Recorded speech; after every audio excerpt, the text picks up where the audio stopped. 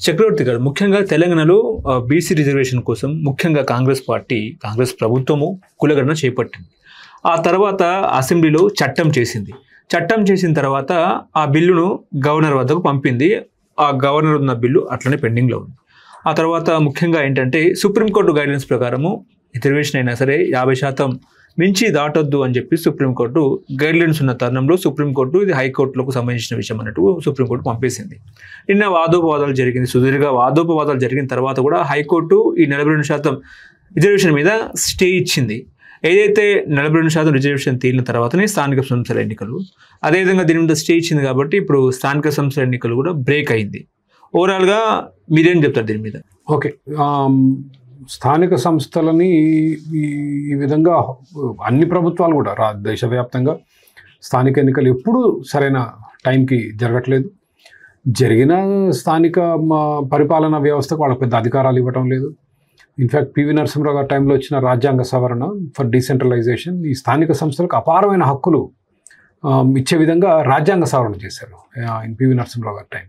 But not much has happened. Kerala కొంచెం చేసింది అన్నారు దాంట్లో, but I'm digressing. But reservations have become a big vote bank politics అండి. ఈ రాజకీయ నాయకులు కానీ ఈ పార్టీలు కానీ ఏవి కూడా ఈ బడుగు బలహీన వర్గాలకి మేలు చేసే ఆలోచనతో ఈ రిజర్వేషన్ తెస్తున్నాయని నేను అనుకోవట్లేదు. ఎంతసేపు ఆ ఓట్లు రావాలి, బికాజ్ 78 ఏళ్ళు అయింది. 78 ఏళ్ళుగా భారతదేశంలో రిజర్వేషన్ ఉంది. అయినప్పటికీ నేను గ్రామాల్లో చూస్తే దళితులు పరిస్థితి అంత గొప్పగా ఏం లేదు. They are not doing well. They have not అగ్రవర్ణాలకు మ్యాచింగ్గా ఏమి అభివృద్ధి చెందలేదు ఈ రోజు కూడా. So something is blatantly wrong. మన వ్యవస్థలో అన్ని వర్గాలని అభివృద్ధి చేయడంలో మన వ్యవస్థలు విఫలమయ్యాయి. దాట్ ఈస్ సైడ్ 42% మొన్న కవిత గారు కూడా ఈ బీసీ రిజర్వేషన్ నుంచి గట్టిగా మాట్లాడుతున్నారు. కాంగ్రెస్ ప్రభుత్వం కొంత ఒత్తిడికి గురి కావచ్చు. But I'm just saying it is purely an election ploy. సరే హైకోర్టులో వెళ్ళి చేస్తారేమో కానీ, బట్ హైకోర్టు నుంచి మళ్ళీ సుప్రీంకోర్టుకి వెళ్ళొద్ది. వన్ వే వీళ్ళు వెళ్ళకపోతే అవతల వాళ్ళు వెళ్తారు. అవతల కాబట్టి ఎవరికి ఫేవర్గా వస్తే ద అదర్ సైడ్ ఎవరైతే ఫేవర్గా రాలేదో వాళ్ళ సుప్రీంకోర్టుకి వెళ్తే ఇది డ్రాగ్ ఆన్ అవుద్ది. My guess is that 50% rule will stay. ఇది కేవలం బీసీల ఓట్లు గెలుచుకునే ప్రయత్నంగా నేను భావిస్తున్నాను. But I take a much broader view that people should think about రాజకీయ నాయకులు ఈ రిజర్వేషన్ వ్యవస్థని ఏ విధంగా దుర్వినియోగం చేస్తున్నారు. అండ్ యాజ్ అ సొసైటీ, ఒక సమాజంగా మనం actually I think the entire policy of reservations should be thought through. But it's a much bigger issue. But for moment నా అభిప్రాయంలో ఇదేదో బీసీలకు సహాయం చేయడానికో ఎస్సీలకు చేయడానికో కాదు, వాళ్ళ ఓట్లు పొందడానికి మన రాజకీయ నాయకులు దేనికైనా విల్లింగ్గా ఉంటారు. ఓకే, చక్రవర్తి గారు ముఖ్యంగా బీహార్ ఎన్నికల విషయానికి వస్తే బీహార్లో తేజస్వి యాదవ్ గారు ఒక ప్రకటన చేశారు. ఆయన ఏమన్నారంటే ప్రభుత్వ ఉద్యోగాల కోసం అదేవిధంగా ఒక చట్టం తీసుకొస్తాను, ఆ చట్టంలో ఏంటంటే ఇంటింటికి ఉద్యోగం ఇస్తాను అన్నట్టు కూడా మాట్లాడారు. మరి ఆయన సాధ్యపడుతుందా లేదా అని పక్కన పెడితే ఇది కేవలం ఓట్ బ్యాంక్ కోసమే, యువత నుంచి ఓట్ బ్యాంకు రాబట్టుకోవడం కోసమే ఇలాంటి ప్రకటన చేసినట్టు అనుకోవచ్చా? గతంలో కేసీఆర్ గారు కూడా తెలంగాణ ఉద్యమ మూమెంట్లో 2014లో ఇంటికో ఉద్యోగం ఇస్తా అని చెప్పారు. ఆ తర్వాత ఆయన మాట జవదాటారు. అలాంటి పరిస్థితి బీహార్లో ఉండే అవకాశం ఉందంటారా? భారతదేశం ఈ విధంగా వెనకబడటానికి కారణం ఇటువంటి నాయకులు. ఇంటికి అసలు ప్రభుత్వాలు ఉద్యోగాలు వేయటం అనేది హాస్యాస్పదమైన విషయం. It doesn't make sense. అసలు ఉద్యోగం అంటే ఏంటి? ఉద్యోగం అంటే you have to produce something, ఉత్పత్తి. ఇప్పుడు భారతదేశంలో 140 కోట్ల జనాభా, ఏసీస్ అందరికి కావాలి. కానీ మనం బాగా ట్రాపికల్ కంట్రీ, ఏసీలు అందరికి కావాలి, ఫ్రిడ్జ్ అందరు తీసుకుంటారు, మోటార్ సైకిళ్ళు కావాలి, ఫోన్లు అన్నీ కావాలిగా. కోట్ల మంది అన్ఎంప్లాయిడ్ ఉన్నారు కదా. యట్ వీ డోంట్ హ్యావ్, నేను చెప్పిన ఏవి మనకు చాలామంది 70% of the population doesn't have it. 70% of the population is unemployed. ఎక్కడ మరి తేడా? పని చేసేవాళ్ళు ఉన్నారు, అవసరం ఉన్న వాళ్ళు ఉన్నారు. ఏమండి, చేయడానికి యువత ఉంది మన దగ్గర, అవసరాలు కూడా ఉన్నాయి. But it's not happening because the governments are wrecking this entire system. ప్రభుత్వ ఉద్యోగాలు ఇస్తే ఏం ప్రొడ్యూస్ చేస్తారు? ఏసీలు చేస్తారా, ఫ్రిడ్జ్లు చేస్తారా, ఫ్యాన్లు చేస్తారా, మోటార్ సైకిళ్ళు చేస్తారా, కార్లు చేస్తారా, టేబుల్ చేస్తారా, లైట్లు, కెమెరాలు ఏం చేస్తారు? What non sense is this? వాళ్ళకి ఎట్లా పే చేస్తారు? మీరు ఇంటింటికి ఉద్యోగం ఇచ్చారు, ఎక్కడొస్తాయి? ప్రభుత్వానికి డబ్బులు మైక్రోసాఫ్ట్ ఆపరేటింగ్ సిస్టమ్ అమ్ముద్దా, గూగుల్ అమెజాన్లో సామాన్లు అమ్ముద్దా ప్రభుత్వం? జనాల దగ్గర పన్నులు వసూలు చేస్తుంది. మద్యం మీద 500% పన్ను వసూలు చేస్తారు, పెట్రోల్ మీద 100% పన్ను వసూలు చేస్తారు. మొన్నటిదాకా కార్ల మీద 40-45% వసూలు చేశారు, ఇప్పుడు కాస్త తగ్గుతున్నట్లుంది. ఒక ప్రభుత్వం ఇంకో ప్రభుత్వం, I'm not criticizing one government, it's universal. And we're not educating our youth that government is not source of employment.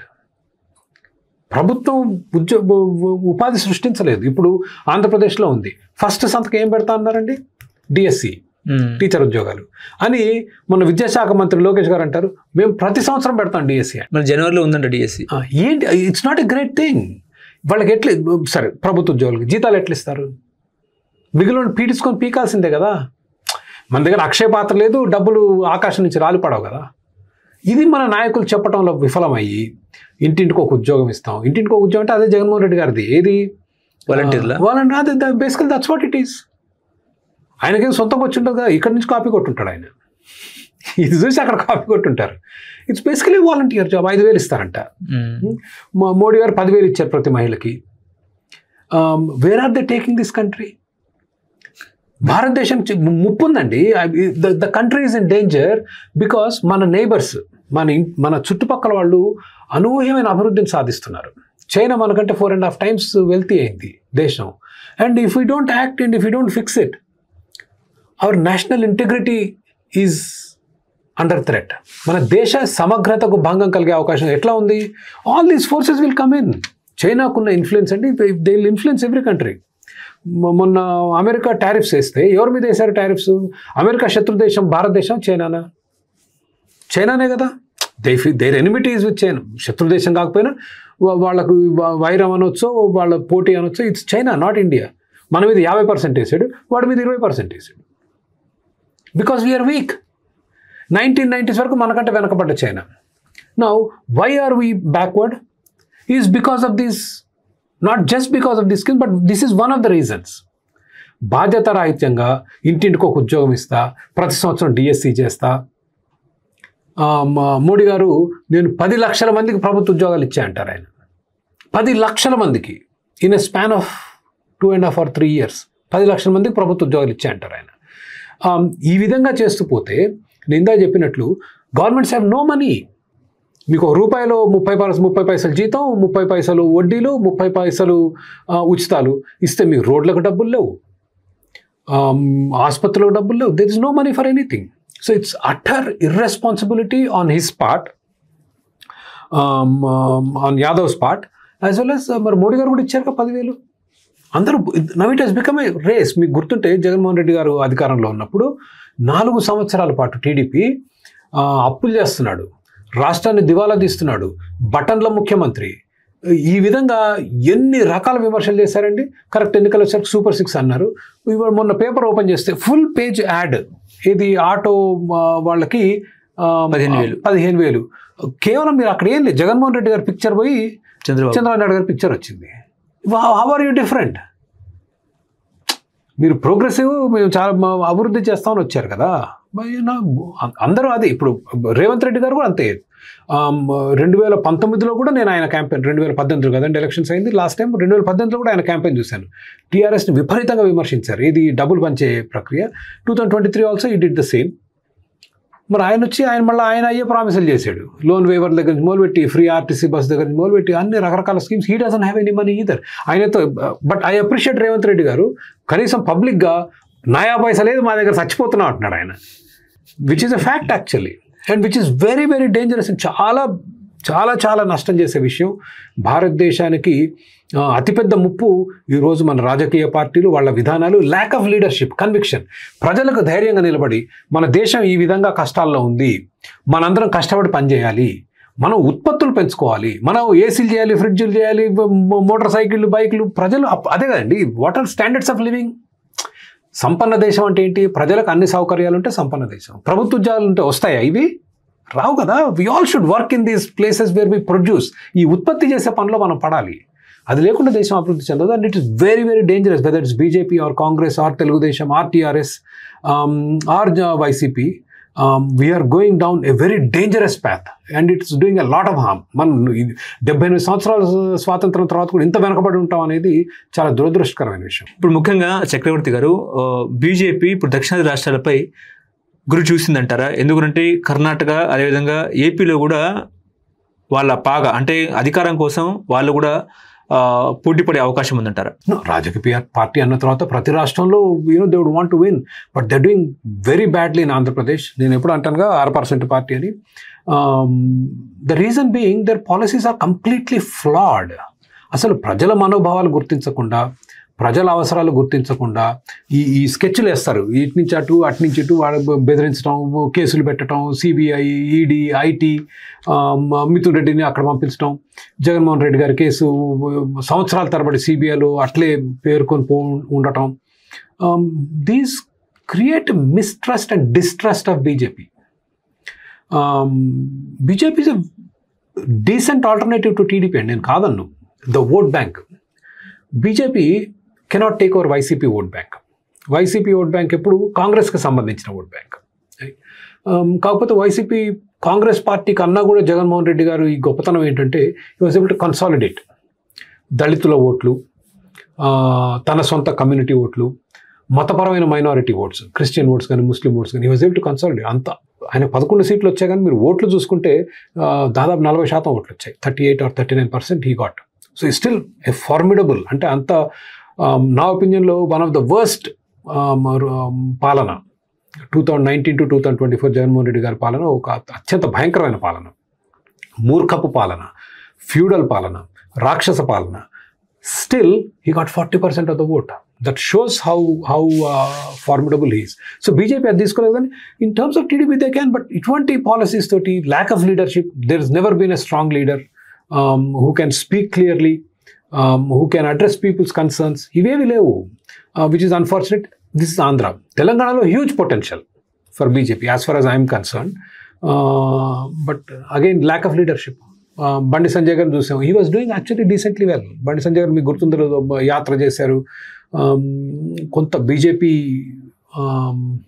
Heat తెలంగాణలో వచ్చింది. Then he was remote right before the election, which is very unfortunate. తెలంగాణలో again నేను ఇందాక మీకు చెప్పిన Nandu garu, I'm not an expert in పొలిటికల్గా ఏం జరుగుతుంది అనేది తెలియదు. సో ఒక సామాన్యుడిగా మీరు అడిగారు కాబట్టి సమాధానం చెప్తున్నాను. I feel in Telangana a bigger problem is తెలంగాణలో బీజేపీకి పొటెన్షియల్ ఉన్నా కూడా lack of leadership. I don't think there is a right leader. So Karnataka anyway they're quite strong. So Congress కాకపోతే BJP one of the two go back and forth. But కర్ణాటకలో huge corruption allegations. అంటే next ఏపీలో TDP Janasena లేకుండా, YCP లేకుండా బీజేపీనే strong అవ్వాలి, అక్కడ government form చేయాలన్నది వాళ్ళ ఐడియా. బీజేపీకి అసలు నాకు కనుచూపు మేరలో కనిపించట్లేదు ఏపీలో, because of their policies. See last election అండి, the way they got their MP seats or MLA seats in the కూటమి, వాళ్ళకున్న ఓట్లు ఎంత? It was very clear that they were blackmailing. కానీ కేసుల చిట్టా వాళ్ళ చేతిలోనే ఉంది కదా. ఎగ్జాక్ట్లీ, కేసుల చిట్టా అయినా, జగన్ కేసుల చిట్టా అయినా. ప్రజలు పిచ్చోళ్ళు కాదు కదా. సో అన్ని సీట్లు తీసుకున్నారు, గెలిచారా? అంటే ఇంత ద్వేషం ఉన్న వైసీపీ 11 సీట్లకు పరిమితమైనా కూడా they still elected YCP or BJP, ఓడిపోయిన ఎంపీ సీట్లలో. That should tell you. అదే మీరు టీడీపీని పెట్టుంటే గెలిచేవాళ్ళు అక్కడ. అవినాష్ రెడ్డి గారి పొజిషన్లో గెలిచేవాళ్ళు, మిథున్ రెడ్డి గారి పొజిషన్లో కూడా గెలిచేవాళ్ళు టీడీపీ వాళ్ళు. టీడీపీ కానీ జనసేన కూడా గెలిచేది. That is how BJP is disliked, because they don't care about people. They don't seem to care about people. ఈ కేసులు పెట్టాలి, బెదిరించాలి, సీట్లు తెచ్చుకోవాలి, దిస్ కైండ్ ఆఫ్ స్కీమింగ్ పాత రోజుల్లో కాంగ్రెస్ పార్టీ వాళ్ళు చేసేవాళ్ళు అండి. పాత రోజులు అంటే నేను ఇందిరాగాంధీని 80s and all used to emergency time. దాని తర్వాత ఎప్పుడు ఈ లింకులు పెట్టడం, బెదిరించడం అనేది. But people are smart, right? They can see through it. So ఏపీలో నాకు కనుమూరు రెండు, ఒకటి BJP politics at the center, like Mithun రెడ్డిని పంపించడం, జగన్ రెడ్డిని ఒక పక్క జగన్ రెడ్డిని సేవ్ చేస్తారు, ఇంకో పక్క టీడీపీతో they are sailing. It sends very conflicting signals, right? So ఏపీలో అసలు నాకు ఎక్కడైతే ఏ క్వశ్చన్ కనిపించట్లేదు. బ్లండర్ ఆఫ్టర్ బ్లండర్, అంటే shooting yourself in the foot. తెలంగాణలో కొంత పొటెన్షియల్ ఉంది కానీ, but somehow they have to pick somebody. Bandi Sanjay, Etela Rajender, whoever, they need to pick a formidable leader and give him the authority to. ఒక 2 ఏళ్ళు, 3 ఏళ్ళు, 4 ఏళ్ళు, ఇప్పుడు రేవంత్ రెడ్డి గారు ఉన్నారండి. He was given a free hand, బ్రహ్మాండమైన ఎలక్షన్ క్యాంపెయిన్ చేశారు. He was able to defeat a formidable foe. TRS was not, నాకు బీఆర్ఎస్ అంటాం అసలు నా నోటికి రాదు. I stick to TRS. అసలు ఎందుకు మార్చారో కూడా తెలియదు పేరు. But TRS was very formidable. 10 ఏళ్ళు పాలించారండి. And they're good rivals. Revanth Reddy గారు గొప్పతనం ఉంది, but Congress party also give a free hand. So BJP needs a leader like that. Then I think there is some scope for BJP in Telangana. Hello, Telugu Rajyam channel చూస్తున్నారా? సామాజిక రాజకీయ జీవన చిత్రణే తెలుగు రాజ్యం. అతిశయోక్తులు అసత్యాలు ఉండవు. రాజకీయ కోణం కాదు, ప్రజా కోణమే కొలబద్ద. తెలుగు రాజ్యం వీక్షణ నీ ఉత్తమ అభిరుచికి నిదర్శనం.